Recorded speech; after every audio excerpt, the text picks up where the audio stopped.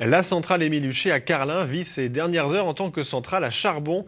L'exploitant Gazelle Énergie mise sur la conversion du site au gaz, mais le projet est conditionné au futur marché que l'entreprise tentera de remporter d'ici la fin de l'année.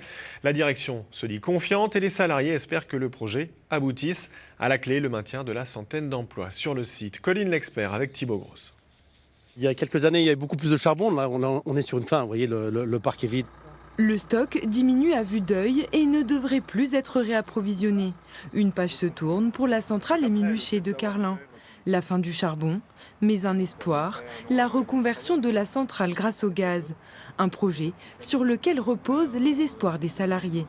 On veut une réponse très vite, donc on sait que c'est fin 2026, mais on l'attend avec impatience et avec une certaine anxiété aussi, parce que si on l'a pas, le site, on va tous se retrouver à la maison. L'actionnaire, il prend des fois des décisions qu'on ne comprend pas toujours, donc on espère qu'il va aller dans notre sens. Donc oui, il y a des craintes sur l'actionnaire, oui, il y a des craintes sur les volumes qui vont être mis en jeu.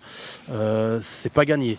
La centaine de salariés craint de revivre le plan social de 2022, lorsque la centrale avait brièvement fermé avant de rouvrir quelques mois plus tard. À l'époque, l'usine est sauvée en raison de la crise énergétique.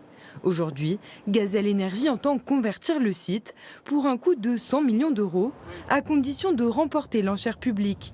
Le directeur d'Émile Huchet se dit optimiste. On est confiant tout simplement parce que d'une, on a une centrale avec un personnel fiable. On a su prouver ces dernières années que la centrale a toujours répondu présent quand le système électrique en avait besoin. Passer du charbon au gaz, il n'y a rien d'extraordinaire, ça c'est déjà fait.